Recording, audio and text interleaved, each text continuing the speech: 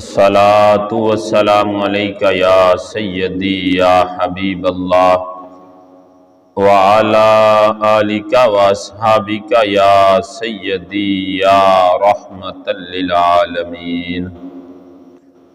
بسم اللہ الرحمن الرحیم۔ انہ لا يحب المستکبرین۔ آمنت باللہ صدق اللہ العظیم۔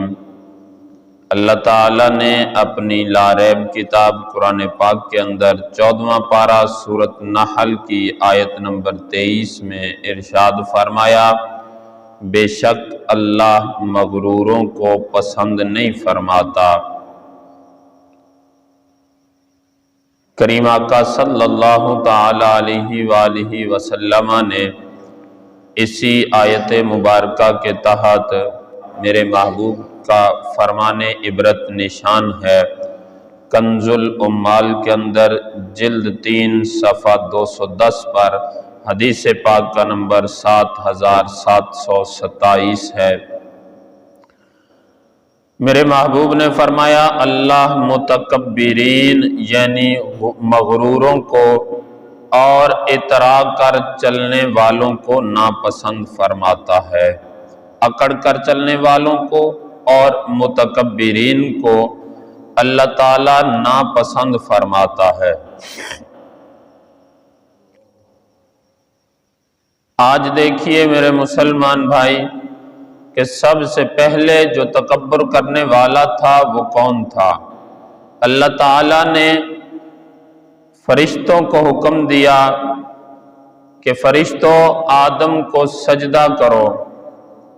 جیسے ہی حکم ہوا سارے سجدے میں گر گئے، سب نے سجدہ کیا سوائے ایک کے، وہ ابلیس، اس نے انکار کر دیا اور تکبر کر کے کافروں میں سے ہو گیا۔ جب اللہ تعالیٰ نے ابلیس سے اس کے انکار کا سبب پوچھا کہ تو نے سجدہ کیوں نہیں کیا، تو آگے سے کہتا ہے انا خیر منہ خلقتنی من نار وخلقتہ من طین، میں اس سے بہتر ہوں کہ تو نے مجھے آگ سے بنایا اور اسے مٹی سے پیدا کیا۔ ابلیس کی اس نافرمانی اور تکبر پر اس کی جو حسین صورت تھی، اللہ تعالیٰ نے وہ خوبصورت صورت جو تھی وہ ختم کر دی اور اس کو بد شکل بنا دیا، سیاہ چہرے والا اس کو بنا دیا، اس کی نورانیت اللہ تعالیٰ نے سلب کر لی اور اللہ تعالیٰ نے اسے دھدکارتے ہوئے فرمایا فَاخْرُجْ مِنْهَا فَإِنَّكَ رَجِيمٌ وَإِنَّ عَلَيْكَ لَعْنَتِي إِلَى يَوْمِ الدِّينِ۔ ایک سجدے سے انکار کیا تو رب نے اپنی بارگاہ سے نکال دیا، فرمایا فَاخْرُجْ مِنْهَا فَإِنَّكَ رَجِيمٌ، تو جنت سے نکل جا کہ تو راندا گیا ہے۔ اے مسلمان بھائی، آج ہم سوچیں ذرا تکبر و غرور میں ہم کتنا پڑ گئے۔ شیطان نے ایک سجدے سے انکار کیا تو دھدکارا گیا، جنت سے نکال دیا گیا، اس کی شکل بدصورت کر دی گئی، اتنا حسین و جمیل اس کی صورت تھی، اس کو بدصورت کر دیا گیا، بد شکل کر دیا گیا۔ اے انسان، تو صبح سے لے کر شام تک کتنی نافرمانیاں کرتا ہے۔ شیطان نے، ابلیس نے تو ایک نافرمانی کی تھی اور تو کتنی نافرمانیاں کر رہا ہے۔ کبھی سوچا ہے میرے مسلمان بھائی؟ وَإِنَّ عَلَيْكَ لَعْنَتِي إِلَى يَوْمِ الدِّينِ، فرمایا بے شک تجھ پر میری لعنت ہے قیامت تک، قیامت تک لعنت برستی رہے گی۔ کیوں برسے گی لعنت؟ اس لیے کہ ایک نافرمانی کی، ایک سجدے سے انکار کر دیا۔ اللہ اکبر۔ نبی کریم رؤوف الرحیم رحمت للعالمین صلی اللہ تعالی علیہ وسلم نے حضرت سیدنا جبریل علیہ السلام کو دیکھا کہ ابلیس خسیس کے انجام بد سے عبرت گیر ہو کر کعبہ مشرفہ کے پردے سے لپٹ کر نہایت گریہ و زاری کے ساتھ اللہ کی بارگاہ میں یہ دعا کر رہے۔ سیدنا جبریل علیہ السلام جب دیکھا کہ شیطان کے ساتھ ابلیس کا یہ انجام ہوا، اس کی صورت بدل دی گئی، تو اب اس سے عبرت حاصل کر کے آپ کعبہ شریف کے غلاف کو پکڑ کر اس پردے سے لپٹ کر گریہ و زاری رو رہے ہیں اور ساتھ یہ دعا کر رہے ہیں، الہی و سیدی لا تغیر اسمی ولا تبدل جسمی، اے اللہ، اے میرے مالک، کہیں میرا نام نیکوں کی فہرست سے نہ نکال دینا اور کہیں میرا جسم اہل عطا کے زمرے سے نکال کر اہل غضب کے گروہ میں شامل نہ فرما دینا۔ منہاج العابدین کے اندر صفحہ 158 پر یہ روایت موجود ہے۔ میرے محبوب نے فرمایا جبریل اتنا رویا کرتے تھے۔ اے میرے مسلمان بھائی، کبھی تجھے بھی رونا آیا؟ کبھی تو بھی، تیرا دل بھی نرم ہوا؟ کیونکہ رب تو خود فرما رہا ہے، الم یعنی للذین آمنوا ان تخشع قلوبہم لذکر اللہ، کیا ایمان والو، کیا ابھی بھی وہ وقت نہیں آیا کہ تمہارے دل ڈر جائیں اور اللہ کا ذکر کرنے لگ جائے؟ لیکن نہیں میرے مسلمان بھائی، آج ہم کہاں سے کہاں تک پہنچ گئے۔ آج ہم اپنے آپ کو پتہ نہیں کیا سمجھ رہے ہیں۔ اے انسان، کبھی اپنی پیدائش پر ہی غور کر لے۔ انسان کی پیدائش بدبودار نطفے سے ہوتی ہے اور اس کا انجام کار سڑا ہوا مردہ ہے، اور اس قدر بے بس کہ اپنی بھوک، پیاس، نیند، خوشی، غمی، یادداشت، بیماری، موت، ان سب پر سے کچھ اختیار نہیں اس کا۔ پھر کس بات پہ غرور ہے میرے مسلمان بھائی؟ پھر کیوں اتنا مغرور ہو گیا کہ رب کی بارگاہ سے دور چلا گیا؟ کیوں اتنا مغرور ہو گیا کہ روز بتایا جائے، روز سمجھایا جائے نماز پڑھنی چاہیے، نماز پڑھو، جو صبح کی نماز نہیں پڑھتا سویا رہتا ہے، شیطان اس کے کان میں پیشاب کر دیتا ہے، اس کا سارا دن نحوست میں گزرتا ہے، سارا دن اس کے ساتھ کوئی اچھی بات نہیں ہوتی، اچھی سوچ اس کو نہیں آتی۔ تو میرے مسلمان بھائی، پھر کس بات کی اکڑ ہے تجھ میں؟ کبھی سوچا ہے تو نے تیری پیدائش ایک بدبودار نطفے سے ہے، تو بے بس اتنا ہے کہ ابھی تیرے سر میں درد شروع ہو جائے تو کچھ نہیں کر سکتا، ابھی تیرے پیٹ میں درد شروع ہو جائے کچھ نہیں کر پائے گا۔